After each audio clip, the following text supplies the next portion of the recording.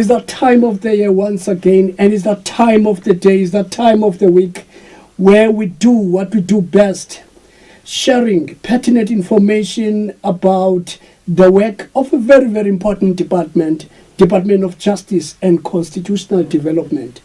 I'm saying very important because so many people out there from time to time will suggest or insinuate that justice is for people with money. True and true. In the past so many series, we've been trying to put the record straight. That indeed, justice in South Africa is for all, more especially for the poor. Yes. Now tonight, we're having a regular guest in our programs. A regular because she's been here so many times. She's Miss, I call her Kamogelo, Miss Kamogelo Lekubu, from the Promotion of the Rights of Vulnerable Groups Office in the Department of Justice. It's a very, very serious office. Very soon she's going to tell us what is it that she does in that office. Welcome, Me, in the program, in your program, in fact. Thank you so much for having me, and thank you for our regular listeners and our new listeners. It is a pleasure to be here to talk about sexual offences courts. We talk about sexual offences courts quite often because we have realized as the Department of Justice that sexual offences are committed against women, children, and other vulnerable groups. Well. We understand that you do not want to come closer to the microphone. We are going to arrange this. Don't worry, you are going to hear her. She's got an hour to do that. We are going to adjust this microphone. You are going to hear her so well.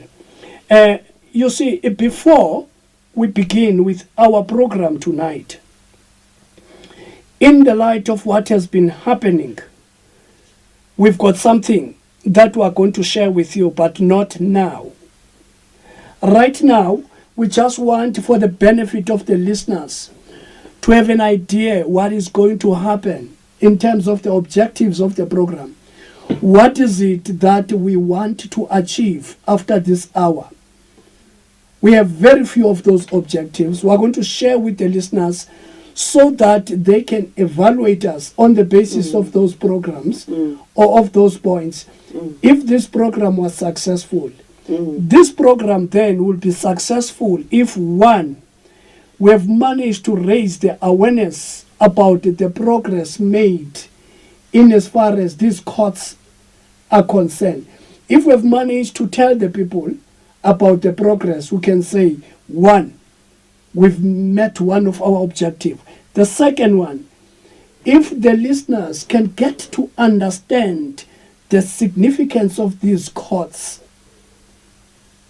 what is so important about these courts, if our listeners can get to understand that, we will say we achieved objective number 2. The third objective, it is said the new models of these courts, what is their role? What is their role? If people get to understand that these courts and these new models are not just like your special courts that will sit in December, for instance, to take care of the people who will go over the limit after consuming alcohol. People need to know the difference between these courts. And the last one, if we are able to educate the listeners about the types of these sexual offenses, because people get to be confused, then we will say we have achieved our objectives. What do you think? No, I totally agree that we should actually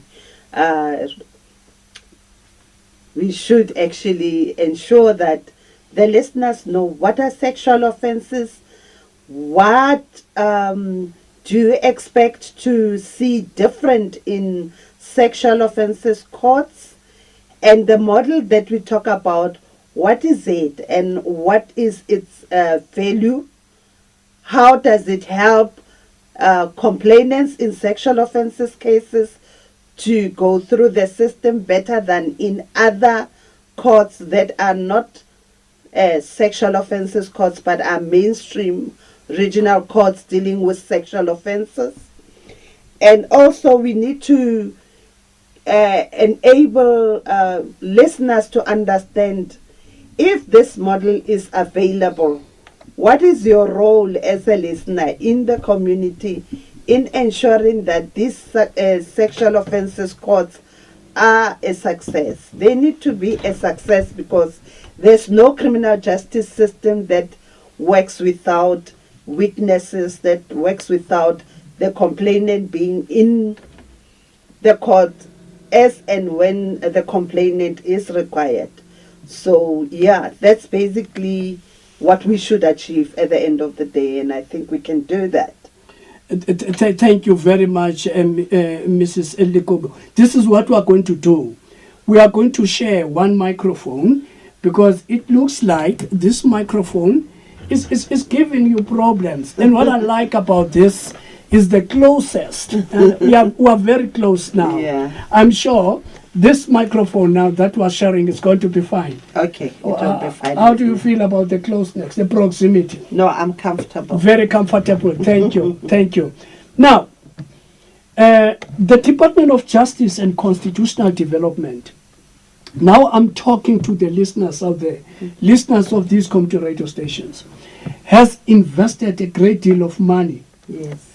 We're talking millions. Yes. Some people, I'm not going to mention their names, they do other things with their money. Yes. But this department has decided to say, okay, we're going to embark on an educational drive to make sure that South Africans Yes. get to understand, like almost heightening the understanding of the people of South Africa about the programs of this department. Yes. Now, as part of that, it means there's a great deal of dent. You see, the feedback we're getting from the stations suggests that really it is working. Your strategy is working. People understand now. A point in case, some so-called bishop was sentenced yesterday. And people were very happy. The so-called bishop that goes around victimizing the people who represent vulnerable people, was sentenced. And we had an opportunity to talk with our acting DG here at GCIS. Listen what she had to say about the sentencing in particular of this so-called bishop. We'd like to re-emphasize that we will not tolerate rape or any form of abuse against women. This sentence says the strong message that no one in society, no matter how high in the society they are, will not be spared by the justice system. We wish to use the opportunity to also call on society to continue to work with government in making sure that the perpetrators of violence against women and children are brought to book. We also want to remind society that there is a toll-free number. You can do something if you know that there is somebody who is abusing a child or a woman. There is a crime stop number, 08600 1011, or the child line, 0800 055 355. And also, for those women who are in distress, would like to ask them to use the number 0800 428 428. It's a number that is available for 24 hours and you can use it. As government, we'd like to re-emphasize that we will not tolerate. That was our acting DG, Pumla Williams. In the morning, we meet every morning here to scan the environment and to suggest what needs to be highlighted. One of the things that we picked up was this, and we decided to say this. Now, your thoughts around what our DG has said and the sentencing of this so-called, because I refuse to call people like that bishops. You cannot, because the deed cancels the title. We can never ever say as someone like that is a bishop. Your thoughts around that? Well, I'm quite happy that there's synergy between the Department of Justice and the Department of Communications, because you are really at the forefront of the media and highlighting what is happening on a daily basis in the courts. It is very important that we bring back confidence of the public into the criminal justice system. It is precisely for this reason that we are having this talk show. And I would say that the law, it does not matter. You know, sexual violence happens against children, happens against members of churches. So there's no one in the country or even in the world who is immune to being a victim of sexual violence. So I'd like to dispel the myth that religious leaders are perfect people. We have to have a spotlight within religion.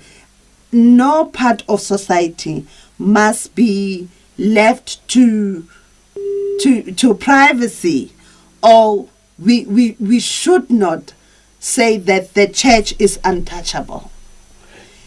Even leadership of the church can be touched by the law. And what the acting DG was basically saying is that it does not matter who you are, the hand of the law is long enough and strong enough to deal with you irrespective of your position. And this we must, as South African, accept as something that is a positive move.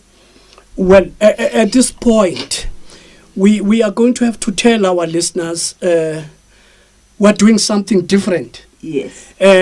Ordinarily, the program and everything about it will be taking place here in Pretoria. Yes. But today, the producers of this organization decided that they're going to be all over the place. Karabo was somewhere in Niger, working with the president in the launch of the presidential rail project. I see him coming now with the big hat and is even sweating. Another producer, Msutu, is stuck in some airport in Cape Town, was supposed to be here. Can you believe this? And Nonhlanhla, our Rose, is stuck somewhere in Free State on a DTT program. You see, it's tough. It's tough. But we said as GCIS and Department of Justice, the program is going to go on. Yes. Now, we had to fuse these studios. We are connecting this studio with the studio in Cape Town. And as such, the callers are going to have to use this number if they want to engage. The number that they're going to be using, because I know they're going to be tempted, to call the old number. Now, the number they're going to be using is 0800 314 446. I know the number is confusing because it has almost similar digits. Let me say that number again, because I know they had to go and get the pen. The number is 0800 314 446.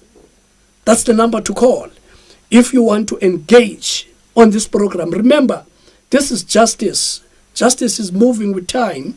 We're on Twitter at DOJ&CD_ZA. You can interact with us in that fashion on Facebook, the Department of Justice and Constitutional Development. You see, as early as tomorrow, you can get this program on YouTube. Yes. We have one handsome fellow here who's tilting and panning the camera so that you can see this thing on your YouTube government website. Just go to government website and say, let's talk justice. You will see all the images of this. But now, Mayor Lekubu, your office suggests best part of your work is to deal with cases of this nature. Let's start from your office. What is it that you do? My office is basically a division, a directorate called Victim Support and Specialized Services. This is a division that falls under the Chief Directorate Promotion of the Rights of Vulnerable Groups. So we take all laws that are actually affecting vulnerable persons and deal with those laws and make sure that we have special programs that are aimed at addressing the needs of victims of crime that are relating to vulnerability. And as a result, we are responsible for looking at sexual offenses against children and adults through the implementation of criminal law, sexual offenses and related matters.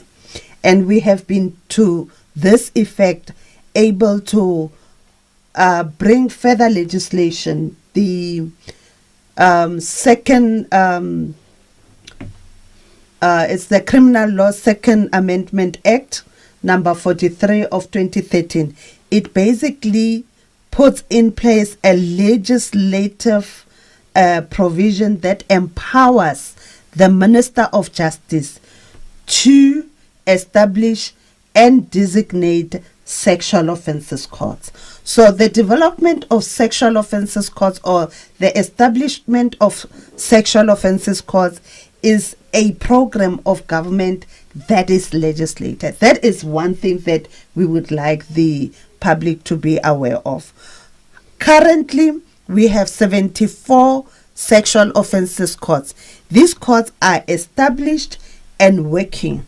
They are not yet designated by the minister. I need people to be aware of that. And the reason why you should understand the difference is that the commitment of the department is to the effect that we have gone ahead of the law by saying that we're establishing this whilst the department is developing a regulation framework for the minister to be able to designate.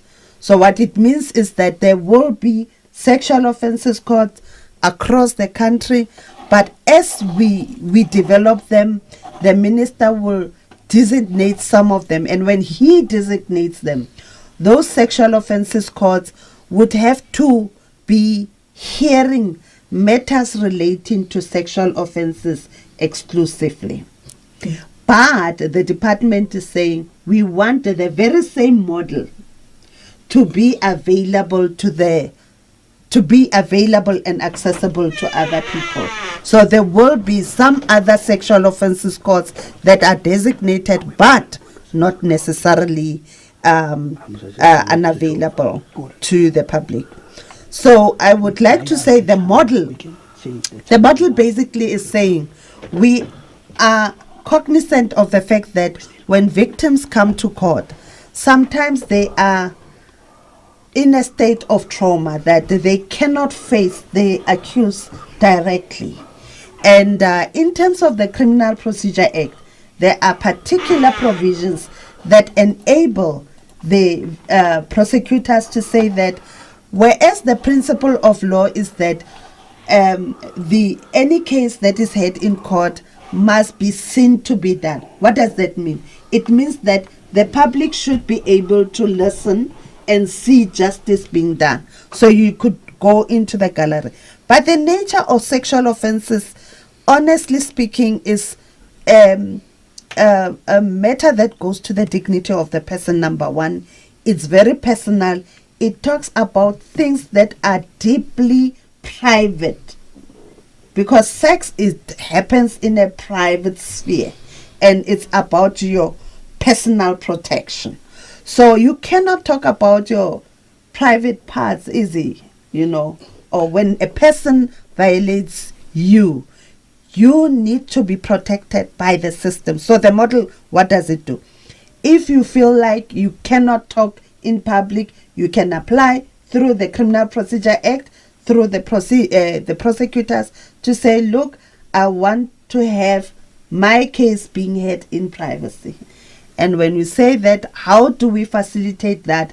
People should still be able to hear the law being done. We make available through the sexual offences testifying rooms. Testifying rooms enable the victim to give evidence from a comfort of a room separate from the court. It doesn't have to be, the victim doesn't have to be in the same space with the accused, through CCTV systems. And that is basically making the law real for people by bringing these facilities like testifying rooms and using CCTV cameras. There are other aspects over and above institutional frameworks. Before we go there, yes, I promise you, I'm never going to ask you an open-ended question again, because it's like I can see the passion going on and on. No, I'm answering the questions that you said we must answer. It looks like you're answering all my questions before I even ask them.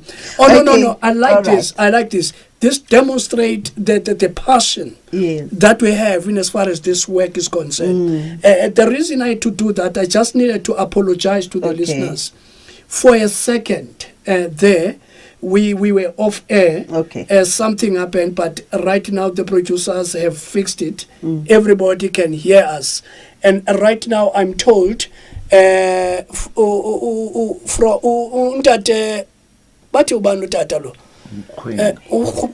Mkhweng Matala, Undate Mkhweng. Okay. Now Murena Ure. Ritem papa ka le kaino. Umunate man. Ritutsi limme. Yar thusa man. O itse mo papa. Ndate. Molao o reng? Dimo ba batho ba ile ba itshaupa ba signa or ba berekela morao.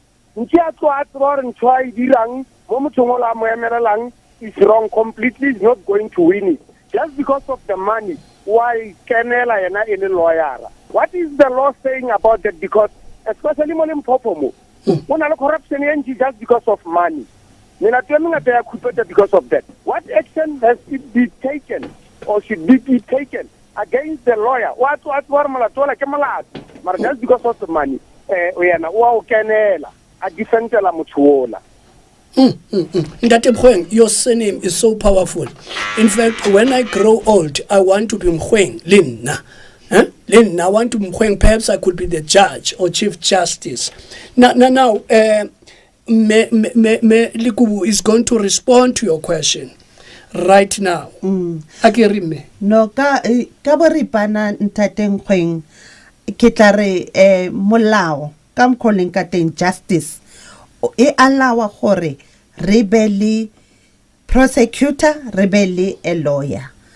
An accused in terms of the constitution ona le tetlello o ditokello tsa go ba le mueledi o tla mo emellang le ge e le gore re nagana gore molao o robile o tshwanetse ra prove beyond reasonable doubt that the person or being accused for committing that particular offense did commit it beyond reasonable doubt. And this is a principle of law that we cannot run away from. It is a basic right that is enshrined in the Constitution. Now, what we're trying to do with the sexual offences courts is to tilt the balance to make sure that molao how protected the accused fela but le complainants or the victims tsa sexual offences ba na le sufficient protection from the law, and we do this by providing the buildings tsa rona re di etse friendly for the victim, to make sure that we protect them ga ba tsoge ge ba tla court. Number 2, re etsa sure gore re etsa human resources that we provide in sexual offences. It's not prosecutor engwe le engwe e tshwanetseng ya nna ko sexual offences court. Re batla a prosecutor e leng gore e na le maitemogelo ka go ba a prosecutor, number 1. Number 2, e na le maitemogelo ka go dira ka gender-based violence legislation. So, and thirdly, slowly but surely, we are introducing the services tsa di tlatlang ka deep court personnel, like book court preparations. You see, in a sexual offences court, re ensure gore go na le court preparation ya the victim o tlatlang ko court. A tsebe gore ha a tla ko court ke bo mang ba leng gore ba tla be ba le mo go tla ba boleliwa gore go na le mmueledi, and tiro ya gagwe ke gona gore a leke go bontsha gore offense did not happen, or a se motho o a leng accused a committing. Ha ba ile gore o dirile an allegation, you will be able to stand in court and say, yes, this is the person who committed an offense against me on this day, and enable through court preparation re o understand gore role ya motho o mong a leng mo court ke eng, so that how to se ke role ya mmueledi o tseba fela gore ke o dira se leng gore o se hiretswe ke the accused to do, and then wena le prosecutor le court preparation officer, you must be able to prove that no, the offense happened against you. And yeah, so one of the services ke court preparation ere fa hona le tse dintse ke tla buang ka tsona after. Thank you, me. In fact, before I take this caller's Fundo on the line right now, it's a Christmas today. We've decided to open both the calls, or both the lines, the line in Cape Town and the line here in Pretoria. No, you can use both of the lines. You can call 0800 142 446, the one that you've been using for this program, or you can call the other number. You have another producer sitting in Cape Town, Fundo Magaba. The number there is 0800 It's 0800 314 446. Yes, I got it right. 0800 314 446. At this point, let's go to Untate's Fundo. Yes, sir. Yes, sir. You are a very good evening, sir. You are on air. Yes, my name is Fundo from Ladies and listening to Ngobeko. This question, yes. With regard to this Cheryl Zonda case and Omosoto case, and the questions being asked to the victim, how relevant are they, and what's the sensitivity around this type of questions, even to minors that are being raped? Is this the kind of enforcement that they face when in the witness box to be questioned and all that? Yes, you know, as an official of the Department of Justice, let me just say that this case is what we call it sub judice.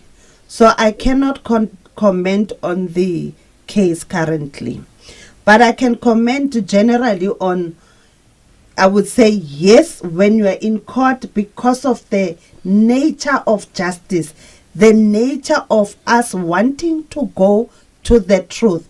We don't want people who are not guilty to be found guilty. You find that the system is that adversarial. That's what the courts, such as sexual offences courts, try to mitigate against.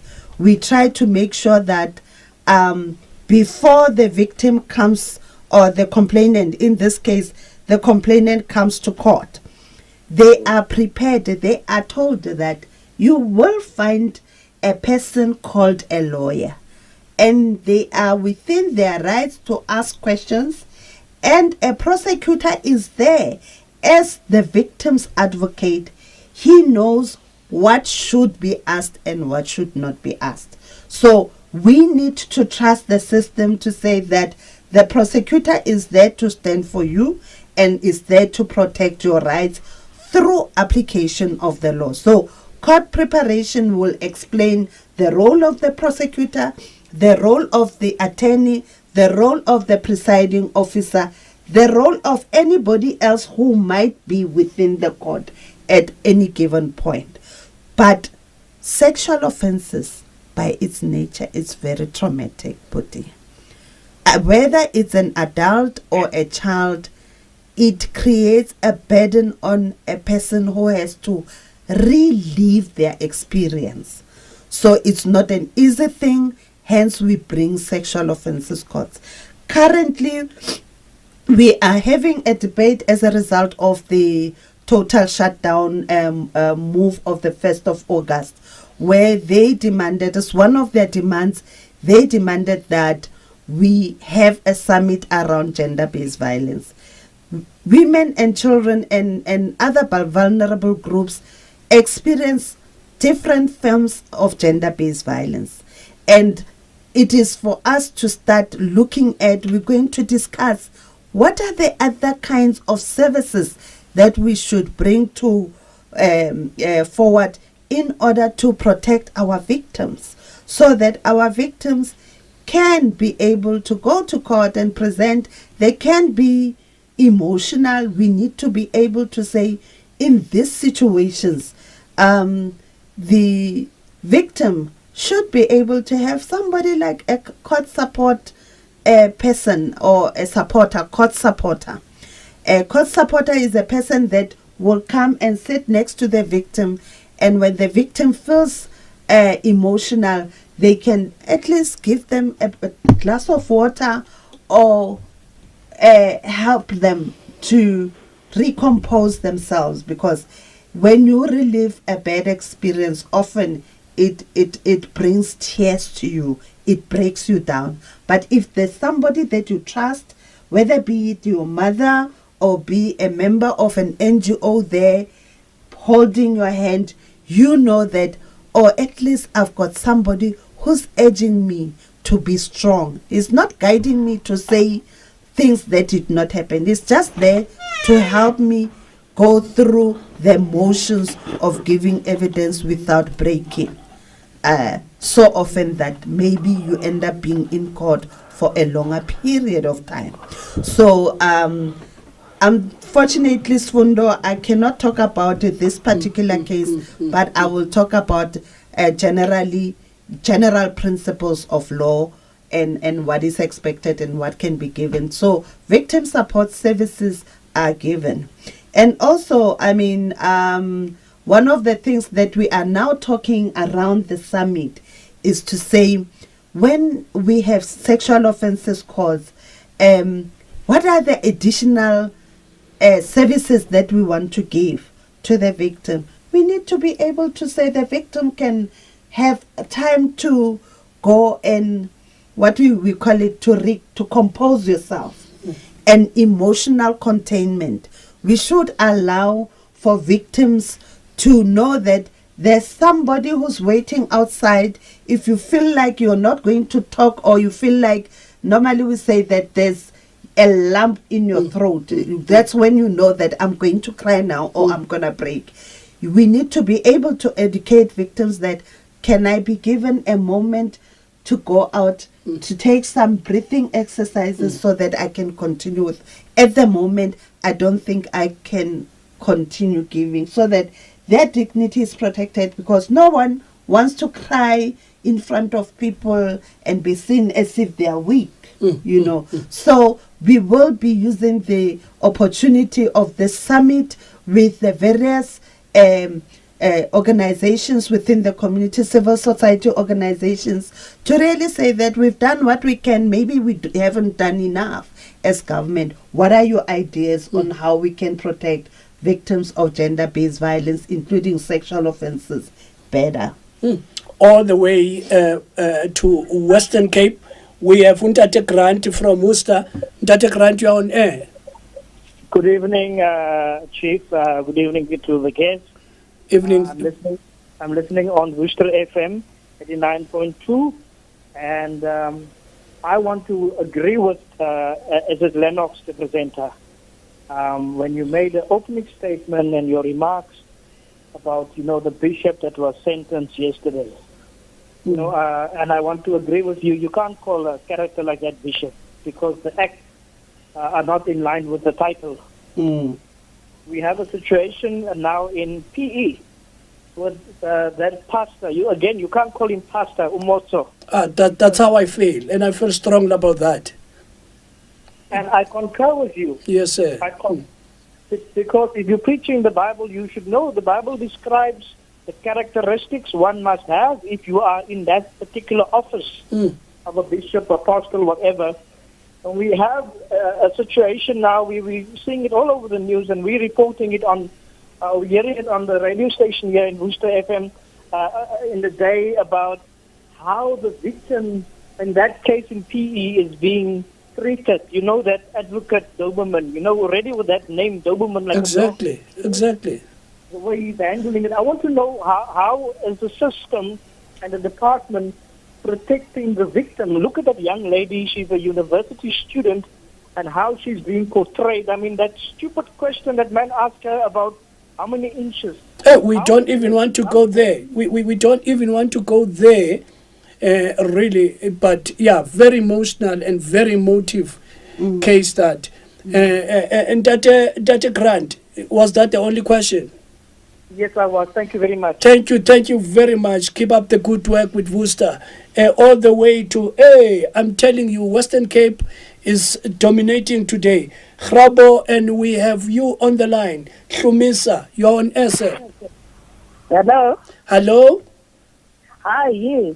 My name is Hlumisa. I'm calling from Grabo. Oh, Hlumisa, you are on air, my sister. Thank you very much for the call.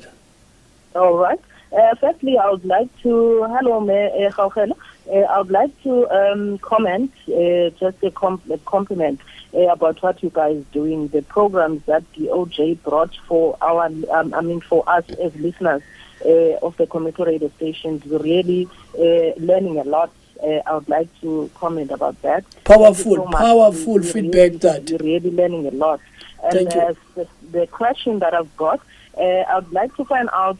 She spoke about the toll-free number. I think it's 08 00055, something like that. But I wrote it down for the child and for the victims. But I'd like to find out from her, how soon do you guys respond? Because remember, we are from Grabo. It's a small place. Even sometimes when you need help, you are in trouble, then it's difficult to get help. Some of us were in the farms, so it's really difficult. So how soon do you respond from those toll-free numbers to assist, the victim? This is my question that I have. That's the only question. Thank you very much, Swam. You're representing the area very well. Thank you very much. Now, all the way from Grabo to George. George is in Attersville. George, you're on air, sir. All right, thank you. And then Mama Kamogelo, Lekubu. Question at Matomoko, Victoria, Department of Justice, Baneligi, DVD, information, sexual offences, the victims to be familiar more about just to prepare them or maybe to empower them before Bako Yako to court. And then there will be two questions with Sagadi. Sexual offences court or regarding or by the sexual offences court, and then if it is paying the regarding or the server purpose they are only fulfill, and then also the fulfill their intended purpose. I did questions like that in Twitter. Thank you very much. Very representing there all the people of Attersville, George, from Peli FM. Very difficult questions. But I know you have black belt. I comment by Graham. I cannot say it's wrong. Actually, by prefixing their names with bishop and pastors, I guess people are using the principle you are innocent until you're proven guilty. So, unfortunately or fortunately, our constitution is a constitution that says, let the person go through the entire criminal justice process. And then once they are convicted, we can take that title away from them. So let us be very, very sensitive to the fact that we live in a constitutional country that says that an accused is an accused until we can prove that they committed the offense, and after that, then they become a convict. Then they can go to jail, or they will serve community sentences. And in sexual offenses, we are trying to say, as far as possible, the violent nature of sexual offenses requires, of some of the sexual offenses requires us to send people in jail. But in some of them, unfortunately, we've seen judgments where people are treated leniently because maybe the violence, the sexual offense is considered not so violent. And that is the problem that we're having. We want our public to understand that all types of sexual offenses cannot be tolerated. We've got zero tolerance to any form of sexual offenses, whether be it sexual assault. Sexual assault is when you might even utter words to the effect that you will harm a person using sexual language. In that case, we should say nobody is allowed to use language to make somebody fear that a sexual offense is going to be committed. People who connive with others for others to be sexually assaulted or for sexual offenses to be committed, we call them, there is a collusion where you collude. You are just as guilty as the person who commits the sexual offense. There are other offenses where a person does not really participate in the sexual offense, but they threaten another person. As they could go to you and say, you commit a sexual offense against B. If you don't, we're going to kill you. That person is using an instrument, you as an instrument of committing the crime. We will find you guilty as a perpetrator of sexual offense. So, in effect, what we are saying, all forms of sexual offenses are taken seriously by our courts and must be taken seriously by our courts. If the victims are not happy, they must raise their voices to say, we are not happy with the sentence we would like, because the prosecutor is our advocate. We would like you as a prosecutor to appeal this sentence. It's lenient in our point of view, and we call upon CSOs to play their monitoring role. If you are not happy, cases at magistrates' courts can be taken on review. Cases can be taken on appeal so that we overturn. We've seen quite a lot of cases where a sexual offense is committed, and if there was a lenient sentence, by taking on appeal, a more harsher sentence is applied. So it's the principle of justice. Trust the system to ensure that we don't unfairly or illegally find people who are not guilty. We must find those who are guilty. And unfortunately, the system allows, it's an adversarial system. It allows for cross-examination. It's the nature of the justice system. But we should not leave victims to be harmed by giving evidence. Hence, we bring sexual offences courts, and we make sure that we increase services for victim support, to support the victim as they come into court, when they are in court, and when they leave. We are not strong enough, but we believe that with conversations with civil society organizations, we can share ideas to see how best we strengthen the victim support services for victims of gender-based violence, including sexual offences. We had also another question that said, I've touched a little bit around sexual offences, the different types of sexual offences. There's one that we say is horrific, it's rape. But there are, when you are a child, you are a 14-year-old child. A 14-year-old child cannot consent to having sex and enjoying sex with an adult person. Let's get it clear. Let's not get it twisted. It's an offense that we will go against you as an adult who has violated a child. That one is clear. We will say there is no mercy. You can say, no, but there was consent. You must prove that the child pretended to be an adult. If you cannot prove that the child pretended to be adult, we will prove as prosecution, as prosecutors and people who support the victim, that this person is a child, you knew is a child who comes to your school, but you continued to groom them. You continue to groom them in order for them to accept your sexual advances towards them. So the law is very clear. Grooming is an element that is used to make children to acquiesce. Acquiescing is consent. But we will prove grooming. And once we have proved that you have groomed that particular child and that child did not present themselves as an adult to you, and you ought to have known as an adult that this person is a child, you are not supposed to have a sexual relation with that child. We'll go against you as the law. So that's another type of sexual offense that we must be very clear. Another thing, we've got services for children.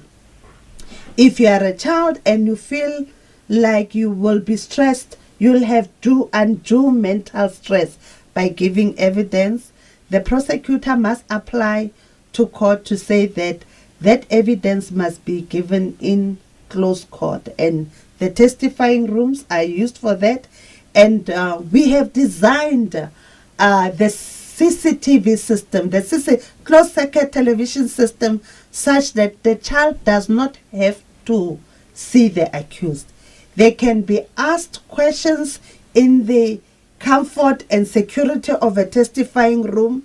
They can be asked questions by the attorney for the accused. They will answer through an intermediary. Now, an intermediary is a person who, if the child cannot talk or doesn't understand court language, the intermediary will be able to explain the questions from court in child language and relay the child's answer back in court language. So intermediary services is another form of victim support service that we provide. Okay. I don't want us to lose Thabo from Zibadile. And I don't know if, again, you've responded to Hlumisa's question regarding the toll-free number and to George's question regarding the access to some of these things, brochures and what. But before we lose Thabo, let's go to Thabo all the way to Limpopo. Thabo, you're on air. Umunati ujontate. Aga lena ke na ka tshela la kala usiwa nang ke ditse diangwa ra uga ora bekere ka gore sexual offense court di tlhomile ene gona le melate mengwe le re nga tsanka ya bega ya ditori so ke re diragalang ka sexual offense diragalang mo malapeng ya le re nga le kora le bana ba ditswana motho dia ke malemo a tsang ga ntsi a ba fa maseleng go diga go di ngane wa ana tsebo ya gore ke serisa ta ba e bega ke ditse gore bona ba kgona ba le ba le reng ke ba go le fadi re ya pare ka fa le ba go se tare le go dia bona ya felela se fala ina mile bona di gore di tse di kgone go fitlhela khotse re batho ba sa kgone go tsala go bega mela tsa motho ke tsela tse di le reng ba di dira ke le gore ba ka kgona go tseba ra wa dikhoto tse di gona ene batho ba tsela be mela ke e kgone go pasa. Okay. Kwagala. O botsisitse question e ya tshwana le ya question ene botsisa gore di kae di courts tse. Yes, di got George. Arena di courts rena le 74 courts, sexual offences courts across the country. Now they are not available in each and every magisterial district, but as far as possible, if your district is nearer to a sexual offences court, it depends on how the district manages that particular the sexual offences. Often you would find that the complainant, if it's a child and they have to give evidence from the privacy of a testifying room, they'll take that case to the nearest sexual offences court. And for the child and the guardian or the mother or the parent to go to court, we provide another victim support service. We call it a witness fee. So whenever you travel to court, when you leave the court, you are able to fill in forms to say, I've spent so much money to come to court, and therefore I need to be compensated. And there's also a little bit of money that can be provided for your expenses, like food expenses. You go there, you have lunch. Obviously, you are not having lunch in the comfort of your home. You've got to spend money. We compensate at a minimum of 50 rands where, there's not real evidence. But if you go and if you can prove that you spent more than 50 rands, then you must prove to the court manager that you spent more than 50 rand, and it will be compensated. Sometimes in very critical cases where the security of the child is at stake, the police investigate the FCS investigating officer will transport the child and the mother to the court, but that is not a standard procedure.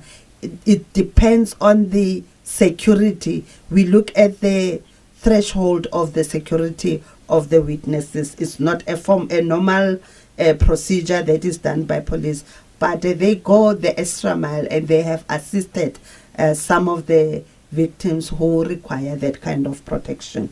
But as I said, we are increasingly spreading out the sexual offences courts, ensuring that they are available. Remember, the model is you did say that it's a finance intensive model.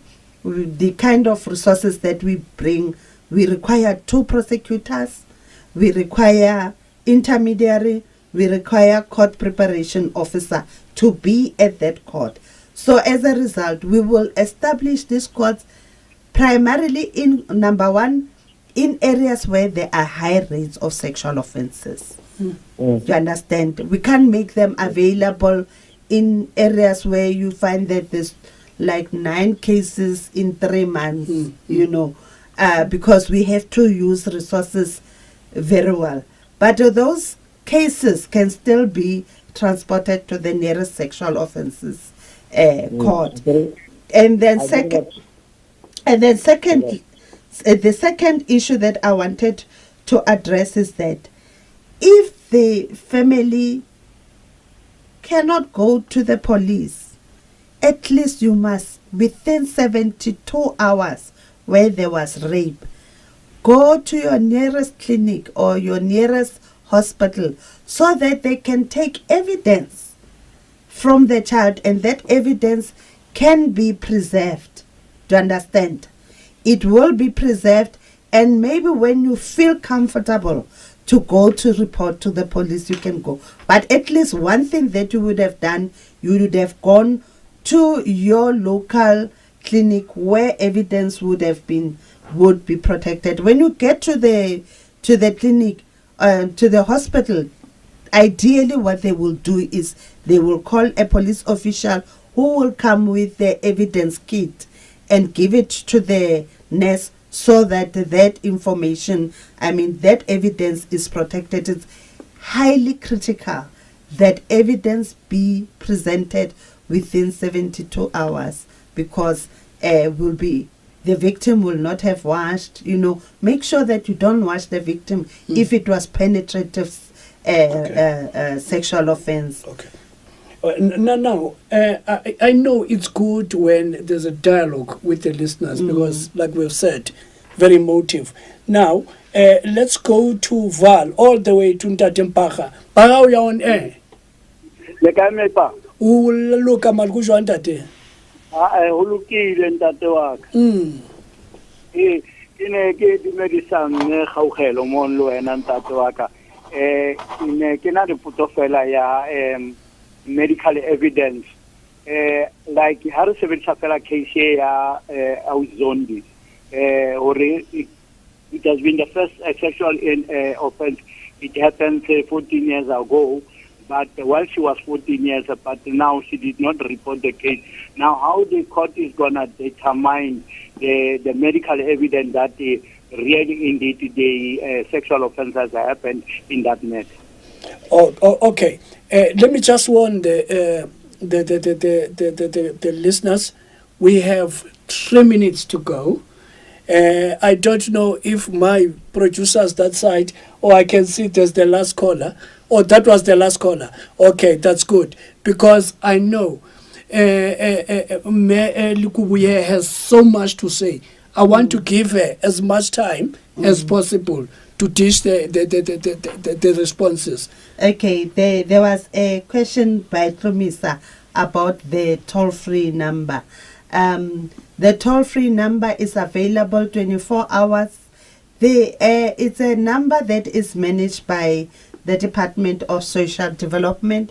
I don't know the nitty-gritties of response time, but ideally you should be able to reach the toll-free number and you should be responded to within a very short period of time because there are sufficient or there are counselors who are on duty and we put sufficient counselors to be able to respond to the toll-free. So it does not matter where you are. Even if you are in Grabo, technology works such that first come, first serve. And ideally, you should be able to get assistance immediately. George from Attridgeville, we do have information that assists victims. We do have a DVD currently that assists victims of sexual offences by explaining what court preparation is and basically goes through explaining the roles of different role players who come to court. And then we also are trying to make sure that the materials that we develop are responsive to the questions of the witnesses. The one that we have developed recently is to enable the witness to deal with the trauma of giving evidence in court. Mina, I believe that being in court is not a simple thing. Even in non-sexual offences cases, it's a very scary event to take place. So we've got a pamphlet that we use to give the complainants and witnesses ideas on how to deal with stress. Number one, we enable them to identify stress, and then number two, we give them tips on how to address those stressful stress symptoms. And then about the medical evidence, it is a principle of law that normally you adduce evidence to prove that an offense happened. It's not always that it should be medical evidence. We have what we call circumstantial evidence. It's through the circumstances and your reliability in your case that will help the magistrate or the judiciary to judicial officer to determine whether indeed the offense happened.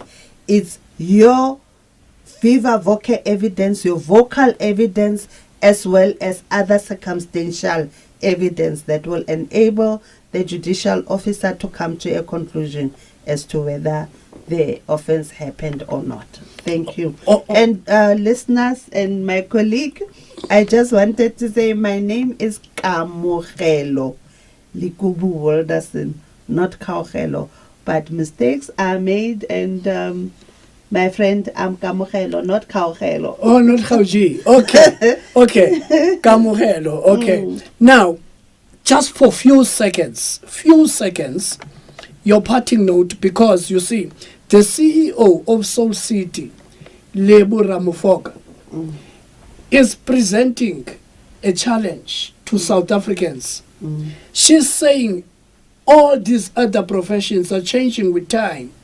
There was a point in time teachers could not corporal punish the kids. In fact, they used to do that. Now they are no longer doing. That has been outlawed. You have the doctors who could not perform abortion in the clinics or in the hospital. Now they do that. Now, the point is why this profession seemingly is moving slow, where they are going to equate or balance the rights of the perpetrator and the rights of the victim. We can, just for a few seconds, where the possibility exists that tomorrow things will be the same or things will not be the same as we part ways. Unfortunately, I'm a lawyer who comes from a jurisprudential background of common law, and that jurisprudence says that in order for a person to be charged and found guilty of an offense, we need the state that brings the case on behalf of the victim to prove beyond reasonable doubt, and there's certain evidences that have to be put in place to do that. But you are asking very critical questions that we will be asking at the summit. Today, actually, the law and policy task team was asking a question that can't we change from an adversarial system to an inquisitorial system for children and people with certain types of cognitive disabilities or cognitive impairments, because we can't say this person's need is the same as the needs of an adult person who has all the faculties and all the ability to give evidence on their own behalf. So those questions are being asked. They are critical. The other people are saying, why don't we turn the tables and make the accused prove beyond reasonable doubt that he did not do the deed? You know, this is why we're having the summit. Let's have conversations. Let's have ideas and check whether these ideas that we will be putting forward, are they able to stand the constitutional test? Remember, we are a constitutional state. We've got the most beautiful constitution in the world. That is the constitution that will decide whether we can turn the jurisprudence of gender-based violence. Thank you very much, listeners. I appreciate the questions that were asked. Bye-bye for now. On that note, we have come to the end of this special broadcast brought to you by the Department of Justice and the Constitutional Development in collaboration with GSIS.